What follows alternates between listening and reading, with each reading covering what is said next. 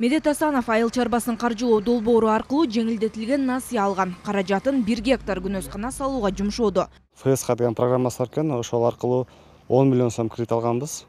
Ошо күнөскана куруу боюнча. Азыркы кезде каркасын тургузуп койдук. Июль айына бул теплица күнөсканабыз полностью ишке кирет. Медет мырза 7 жылдан бери бул тармакта. Ишин 13 сотых күнөскана иштетүүдөн баштаган. Азыр аянты 35 сотыхка жеткен. Ар бир сотыгынан тоннадан чыгат да.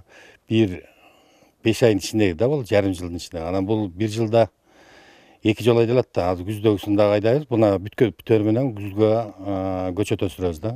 Айыл чарбасын каржылоо 10 долбоору боюнча РСК банкына 1 миллиард 800 миллион сом бөлүнгөн. Анын 80% таратылды. Насыя алуу 3 багыт менен жүрөт. Долбоорду башталгандан бери бүгүнкү күнгө чейин дээрлик 80% ишке ашырылды.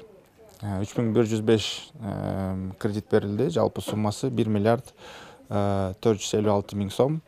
Бүгүнкү күндө айыл чарба продукциясын кайра иштетүү тармагы боюнча арыздар кабыл алынып атат. Ал эми мал чарбачылыгы жана дыйканчылыкка бөлүнгөн акча дээрлик 100% ишке ашырылды, берилип бүттү. Долбоор аркылуу жеңилдетилген насыя менен 6700дөн ашуун дыйкан фермерлер каржыланды. Каржы булагынын жалпы суммасы 3,5 миллиард сомго жакын.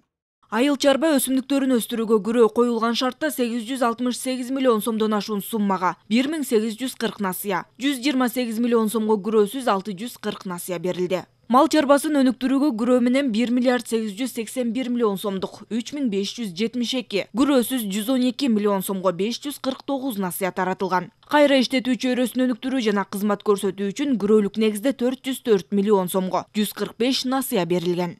Айыл чарба 10 каржылоосунун мурунку жылдардан өзгөчөлүгү бардык тармак 6%дан берилип жатат.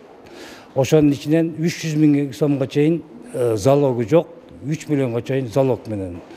Ал эми кайра иштетүүгө 20 миллион сомго чейин берилип жатат.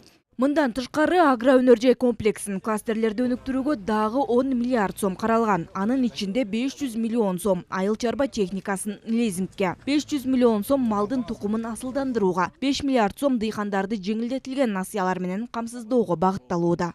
Бактыгүл Султанбек кызы, Азамат Жапаков, Ала Тоо 24.